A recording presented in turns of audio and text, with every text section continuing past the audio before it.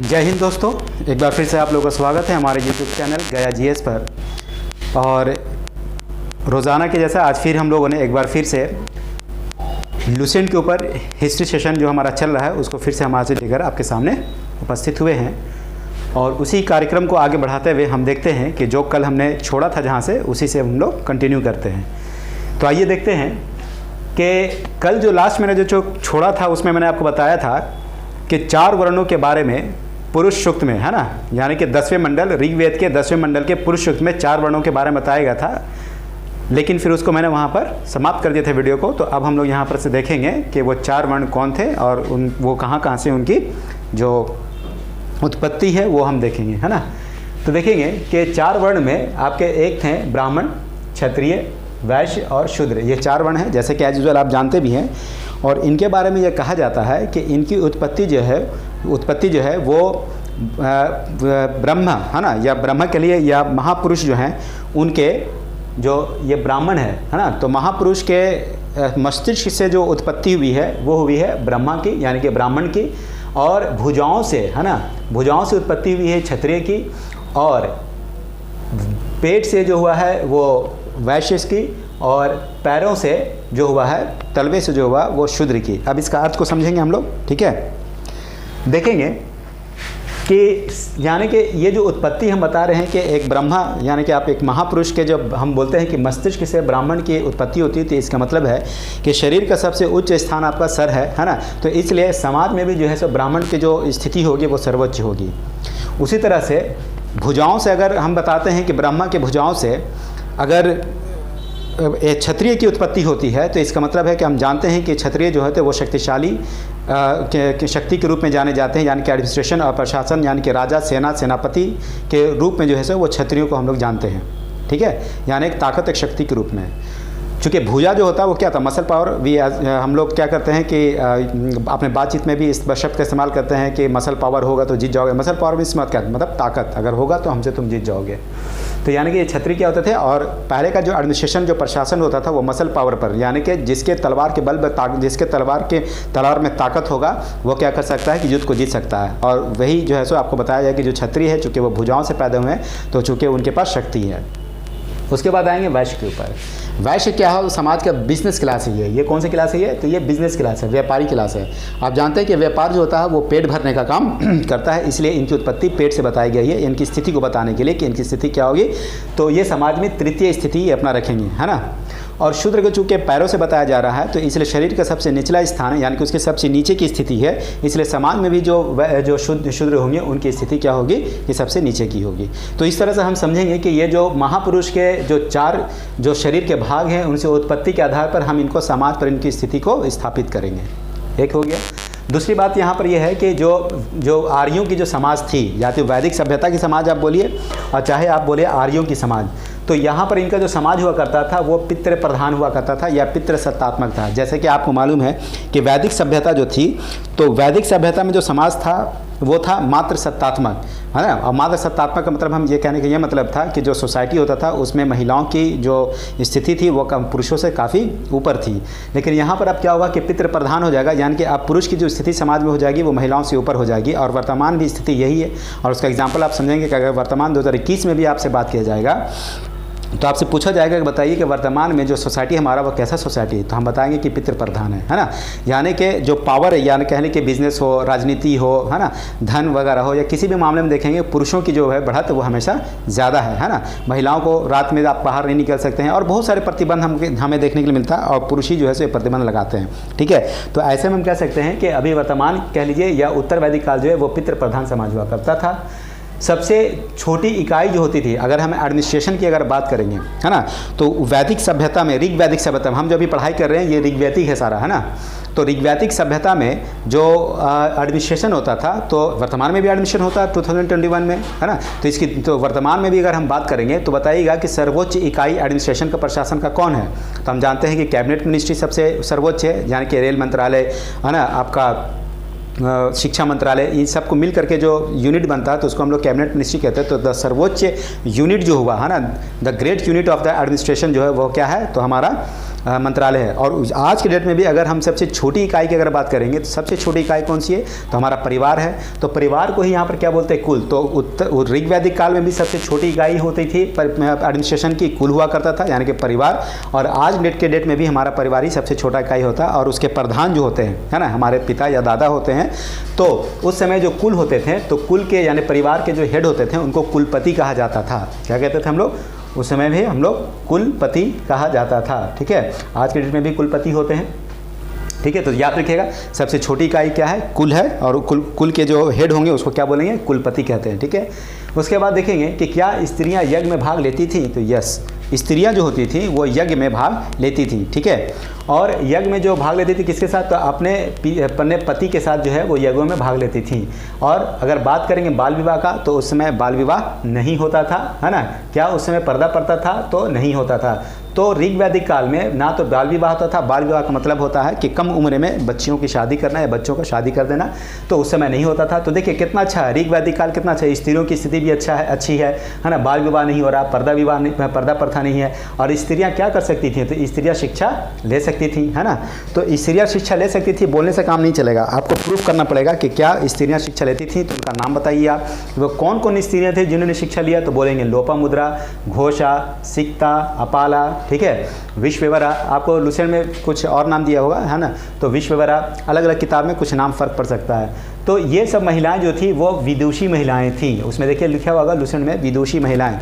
देखिए जब पुरुष जो होता है, अगर कोई मेल अगर स्कॉलर होता है, विद्वान होता है, तो उसको हम लोग, है ना, शब्द विद्वान इस्तेमाल करते हैं।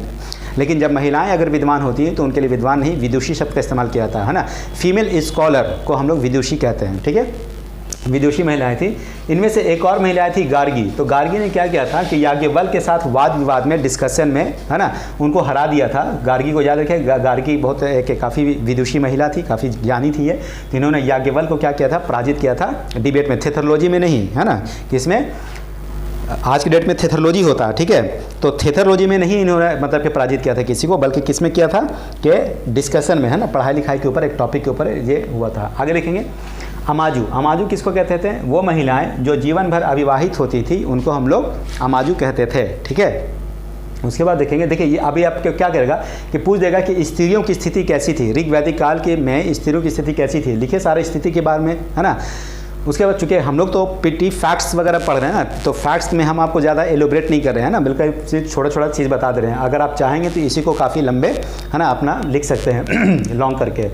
फिर है यहाँ पर जीविकोपार्जन। जीविकोपार्जन जिसको अंग्रेजी में हम लोग लाइवलीहुड बोलते हैं, यानी कि जीने के लिए पैसा कमाना, है ना, जीने के लिए पैसा कमाना, उसको हम लोग बोलते हैं जीविकोपार्जन। तो जीविकोपार्जन करने के लिए, यानी कि जीने के लिए, पैसा कमाने के लिए वेद पढ़ाने वाला जो व्यक्ति होता था, जैसे आज के डेट में क्या होता है कि हम लोग, जैसे मैं ही हूँ, तो मैं क्या करता हूँ कि मैं यहाँ पर बीपीएससी का या यूपीएससी की क्लास लेता हूँ, तो वो मेरा क्या है, वो मेरा जीविकोपार्जन है, मान लीजिए, है ना।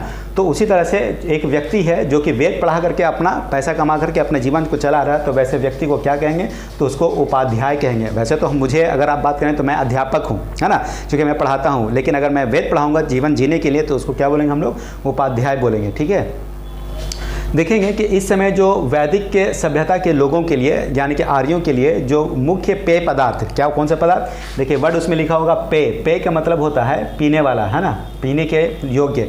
तो पेय पदार्थ जो हुआ करता था उसमें उसको सोमरस बोलते थे। और ये सोमरस कहाँ से आता था, तो वनस्पति। नहीं समझ में आता तो ताड़ी समझ लीजिए, क्या बोलेंगे, ताड़ी। क्या वनस्पति से ना आता है, तो सोमरस का ही जो है सो ताड़ी जो हो उसका किसका हिस्सा हो जाएगा, एक तरह से आप उसको भी, सोमरस जो होता था वो क्या होता था, वनस्पति से आता था। ठीक है, और होता क्या था कि एक शब्द और है हड़िया, इसमें हम लोग क्या बोलते हैं, एक हड़िया भी शब्द आप इस्तेमाल कर सकते हैं। हड़िया क्या होता है, आज के डेट में भी झारखंड में अगर आप जाएंगे तो हड़िया मिलता है, यानी कि एक जो मिट्टी का बर्तन होता है उसमें चावल डाल के, पानी डाल करके उसको गड्ढे में महीना 15 दिन के लिए छोड़ देंगे, तो उसके में जो पदार्थ यानी लिक्विड जो निकलता है चावल के इसके बाद, तो उसमें क्या होता है, पीने के बाद काफ़ी नशा आता है। तो आज भी देखेंगे हम जब चावल खाते हैं तो हम लोगों को एक तरह का नींद आता है दोपहर में, तो उसमें क्योंकि अल्कोहल का मात्रा होता है, इस वजह से ऐसा होता है। ठीक है, तो सोमरस समझ में आ गया कि सोमरस एक पेय पदार्थ हुआ करता था, और वो जो पेय पदार्थ होता था तो वो वनस्पति से, वनस्पति के मतलब के पेड़ पौधों से आता था। ठीक है, इस समय जो लोग वस्त्र पहनते थे, कपड़ा पहनते थे, उस समय भी जाहिर से बात है कि ऋग वैदिक काल में भी लोग कपड़ा पहनते थे। तो वस्त्र जो पहनते थे वो 3 प्रकार के होते थे। एक को बोलते थे वास, एक को बोलते थे, दूसरे को बोलते थे अधिवास, और तीसरे को बोलते थे अशनीस, है ना। वास का मतलब होता है ऊपर, यानी कि जैसे मैं टी शर्ट पहना हुआ हूँ तो है ना, तो ऊपर के जो कपड़े होते थे उसको वास बोलते थे। जो ट्राउज़र जो होता है जो नीचे हम लोग पहनते हैं उसको अधिवास बोलते हैं। और पगड़ी को जो हम लोग बोलते हैं, कहीं पर देखे होंगे कि जो पगड़ी राजस्थान वगैरह इलाके में जो लोग सर पे पगड़ी पहनते हैं तो उसको हम लोग उशनिश कहते हैं, ठीक है। और जो अंडर गारमेंट होते थे, है ना, एक वस्त्र और में अंडर गारमेंट जो होते हैं, जैसे हम संडो गंजी अगर लोग पहनते हैं वगैरह, तो अंडर गारमेंट जो होते हैं उसको नीवी कहा जाता था, ठीक है। तो ये 4 तरह का कपड़ा, वैसे तो 3 प्रकार का मुख्य रूप से कपड़ा, लेकिन अंडर गारमेंट्स को क्या बोलते थे, नीवी बोलते थे, ठीक है, अंदर पहनने वाला वस्त्र। उसके बाद बोलते हैं महर्षि कणाद के बारे में जानेंगे कि महर्षि कणाद जो थे उन्होंने परमाणुवाद का जनक कहते हैं। जैसे कि आज के डेट में हम लोग जानते हैं कि परमाणु के बारे में आइंस्टाइन, यानी कि एटॉमिक बम जिसको हम लोग बोलते हैं, आइंस्टाइन नहीं है ना, परमाणु बम जो है ये वो किन्होंने इन्वेंट किया, तो आइंस्टाइन ने किया, ठीक है। लेकिन अभी हम एक बात करेंगे कि जो परमाणुवाद जो है, एटम के ऊपर जो थ्योरी दिया था सबसे पहले उन्होंने किन्होंने दिया था, तो महर्षि कणाद ने दिया था, ठीक है। तो इन्हें परमाणुवाद का जनक कहा जाता है। मनोरंजन जो उस समय हुआ करता था, तो मनोरंजन किसका होता था, तो संगीत का होता था, है ना। संगीत से लोग अपना मनोरंजन करते थे, इंटरटेनमेंट करते थे, रथ दौड़ से करते थे, घुड़दौड़ से करते थे। वर्तमान में हम लोग मनोरंजन कैसे करते हैं, तो हम लोग मनोरंजन व्हाट्सएप से करते हैं, फेसबुक से करते हैं, फिल्म देखते हैं, बहुत होता है तो कोई लड़ाई झगड़ा करने लगता है तो वहाँ पर खड़ा होकर के हम लोग देखने लगते हैं, उससे भी हमारा मनोरंजन होता है। तो मनोरंजन से कई साधन हैं वर्तमान में, तो उस समय भी क्या होता, संगीत होता था, रथ दौड़ होता था और घुड़दौड़ होता था, और भी मुर्गियाँ लड़ाई जाती थी, बहुत तरह का चीज़ होता था, पासा खेला जाता था, चौपड़ खेला जाता था। ये सभी मनोरंजन के साधन हुआ करते थे ऋग्वैदिक काल में। उसके बाद देखेंगे कि इनका जो मुख्य व्यवसाय जो होता था, यानी कि जो बिजनेस हुआ करता था, जो व्यापार करते थे, वो किसका करते थे, तो पशुपालन का करते थे और कृषि का करते थे, है ना। ये पशुपालन करते थे या कृषि क्या करते थे, ठीक है। याद रखिएगा पशुपालन सबसे पहले हमने लिखा है, उसके बाद कृषि लिखा है, तो इसका मतलब है कि प्रथम जो प्राथमिकता वो देते थे वो पशुपालन को देते थे, द्वितीय प्राथमिकता वो लोग कृषि को दिया करते थे, ठीक है। तो इस प्रकार से आपको ये बातें समझ में आ गई। आगे देखते हैं, इधर देखेंगे कि जो गाय होती थी, तो गाय उस समय भी थी और आज भी थी, तो गाय को अघन्या कहा गया है ना। तो अघन्या जो होती है, मतलब कि अघन्या का मतलब ये होता है कि ऐसा जानवर जिससे मतलब ना मारे जाने योग्य पशु, है ना, ना मारे, अघन्या का मतलब होता है ना मारे जाने योग्य पशु, उसको हम लोग, है ना, तो गाय को अघन्या कहा गया है। और इस समय जो लोग थे, यानी कि जो आर्य जो हुआ करते थे, ऋग्वैदिक सभ्यता के जो आर्य थे, उनके जो प्रिय पशु होते थे वो घोड़ा होता था। चूँकि ये लोग मध्य एशिया से आए थे, तो मध्य एशिया से जो आए थे तो वो लोग घोड़ा लेके आए थे। मैंने आपको बताया था कि घोड़ा देखते मध्य एशिया, सीरिया, ईरान, इराक के इलाके में मिलता है। इनके जो इस समय के प्रिय देवता थे वो थे इंद्र, याद रहेगा आपको, इंद्र भगवान बारिश करने वाले, है ना। तो प्रिय देवता इनके क्या थे, इंद्र थे, जो कि ये देवता बदल जाएंगे उत्तर वैदिक काल में जाकर के, उत्तर वैदिक काल में प्रिय देवता प्रजापति हो जाएंगे, ठीक है। अभी जो प्रिय देवता इनके हैं इंद्र। उसके बाद देखेंगे कि इस समय याद रखिएगा कि अगर बोला जाएगा कि बताइए किसके समय में या किस काल में, है ना, आपको लोहा की प्राप्ति हुई थी, लोहा का यूज़ होने लगा था, तो बताएंगे कि लोहा जो था वो आपके ऋग्वैदिक समय में शुरू हुआ था 800 BC में, अतिरंजी खेड़ा में, है ना। कौन सी जगह से हमको मिलता है, तो अतरंजी खेड़ा, याद रखिएगा अतरंजी खेड़ा से सबसे पहले हमें लोहा मिला था। कब मिला था, तो 800 BC में, है ना। लोहे की शुरुआत कब से हुई थी, 800 ईसा पूर्व में हुआ था। लोहा को क्या बोला जाता था, या तो कृष्ण अयस बोला जाता था या तो श्याम अयस बोला जाता था, ठीक है। कृष्ण अयस यानी कृष्ण मतलब, श्याम का मतलब होता है काला, तो लोहा काला होता है, तो इसलिए इसको कृष्ण अयस या श्याम अयस कहा जाता है। तांबा भी मिलता था, चूँकि हम लोग जानते हैं कि हड़प्पा सभ्यता में भी हमने पढ़ा था कि उस समय भी तांबा मिलता था। तो तांबा जो होता था वो तांबा को हम लोग बोलते थे लोहित या अयस। और ये जो तांबा मिलता था वो कहाँ से मिलता था, खेतड़ी नाम की जगह से, जो कि राजस्थान के इलाके में पड़ता है, राजस्थान राज्य में पड़ता है खेतड़ी, वहाँ से तांबा आता था जिसको लोहित या अयस कहा जाता था। उसके बाद पणी देखेंगे, पणी कौन होते थे, पूछेगा कि कौन, ऋग्वैदिक काल में पणी कौन होते थे, तो दूर जाकर व्यापार करने वाले लोगों को हम लोग पणी कहते थे, है ना। जो घर से निकलते थे, है ना, बैलगाड़ी पर सामान वामान रख करके बहुत दूर निकल जाते थे, एक राज्य से दूसरे राज्य, एक देश से दूसरे देश, ठीक है, तो उनको पणी कहा जाता था। देखेंगे इस समय जो वस्तु विनिमय प्रणाली थी, वस्तु विनिमय प्रणाली क्या होता है, तो वस्तु विनिमय प्रणाली का मतलब ये होता है कि सामान का पहले जो है सो, आज के डेट में आप जब सामान लेते हैं तो क्या लेते हैं कि पैसा देते हैं तब सामान लेते हैं, करेंसी। लेकिन पहले क्या होता था, सामान के बदले हम लोग सामान एक्सचेंज करते थे, है ना, कि 2 बोरा अगर तुम गेहूँ दोगे तो हम 1 बोरा चावल देंगे, है ना, 4 बोरा गेहूँ दोगे तो 1 बोरा दाल देंगे। तो इसको वस्तु विनिमय यानी कि अंग्रेजी में इसको बार्टर सिस्टम कहा जाता है, ठीक है। तो ये होता था, क्योंकि उस वक्त करेंसी का उतना चलन वगैरह नहीं था। बेकनाट किसको कहते हैं, तो बेकनाट सुदखोर को कहते हैं। सुदखोर बहुत आम रूप से जानते हैं, ऋण देने का कोई लोन देता है, लोन के ऊपर इंटरेस्ट देता है, तो उसी को सुदखोर कहते हैं आम भाषा में। तो बेकनाट कहते हैं। तो उस समय ऋण व्यवस्था हुआ करता था, ठीक ठीक है, और उसके ऊपर सूद भी लिया जाता था। अग्नि थे, एक भगवान और हैं, इंद्र के अलावा एक भगवान कौन है? अग्नि। अग्नि को माना जाता है कि ये मध्यस्थता की भूमिका में थे ये। तो मध्यस्थता किनके, मिडिल मैन किसके बीच में? तो देवता और भक्तों के बीच में जो है अग्नि क्या करते थे? मध्यस्थता का भूमिका निभाते थे। जैसे जब यज्ञ करते थे तो मेरी जो इच्छाएं हैं वो हम अपने अग्निकुंड में आग जला करके उसमें हम कुछ डालते थे, तो धुआं बन करके वो चीज़ क्या होता था? भगवान के पास चला जाता था, है ना। तो इसीलिए इनको क्या माना था? मध्यस्थता अग्नि को माना गया कि जनता मतलब कि भक्त और भगवान के बीच में अग्नि जो थे वो मध्यस्थता की भूमिका में यानी मिडिल मैन के भूमिका में ये रहते थे। सबसे पवित्र नदी जो थी ऋग्वैदिक काल में वो कौन सी थी? तो उस नदी का नाम है सरस्वती, ठीक है। सबसे पवित्र नदी, गंगा जमुना सरस्वती आपने नाम सुना होगा, तो सरस्वती सबसे पवित्र नदी के रूप में हम जानते हैं। देखेंगे कि ऋग्वेद में जो गंगा है उसका कितने बार उल्लेख किया गया है ऋग्वेद में, तो याद रखिएगा, आपको हो सकता है कन्फ्यूजन हो जाए कि गंगा का बहुत बार मतलब कि ये किया हो चुके सबसे पवित्र नदी वर्तमान में भारत की, लेकिन याद रखिएगा कि गंगा का जो उल्लेख है केवल एक बार ही किया गया है ना। और यमुना का जो है वो 3 बार किया गया, समझिए। तो अगर इस हिसाब से जाएंगे तो क्या होगा? यमुना सबसे ज़्यादा पवित्र नदी हो जाएगी चूँकि 3 बार उसका उल्लेख किया गया, लेकिन ऐसा नहीं है। वर्तमान में हम लोग गंगा को ही क्या होता है? सबसे पवित्र नदी मानते हैं। देखिए उस ज़माने में क्या होता था कि कुछ समय के और बाद निकलेंगे तो फिर राजा महाराजा का जो सिस्टम अब चालू होगा, चूँकि कबीला पहले कबीला व्यवस्था होता था, तो कबीला में 100, 1000, 500 लोग का कबीला हुआ करता था, लेकिन फिर धीरे धीरे आबादी बढ़ी, अब जो हो सब 10,000, 20,000, 50,000 की आबादी होगी।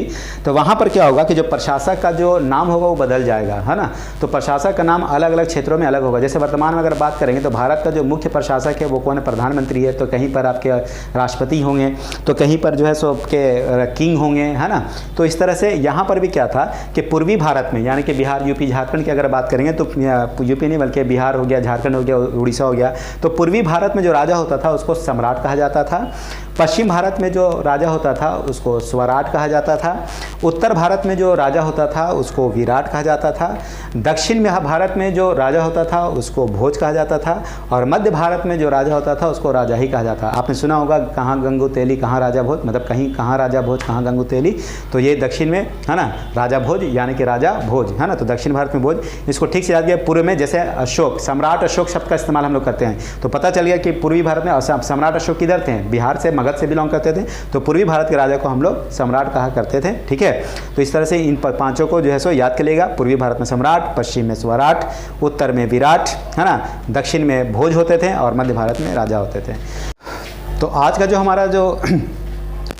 हमारा सेगमेंट था वो जो ऋग्वैदिक सभ्यता से संबंधित था, तो ये हमारा समाप्त होता। कल हम लोग उत्तर वैदिक सभ्यता से संबंधित जो है वीडियो हम लोग बनाएंगे।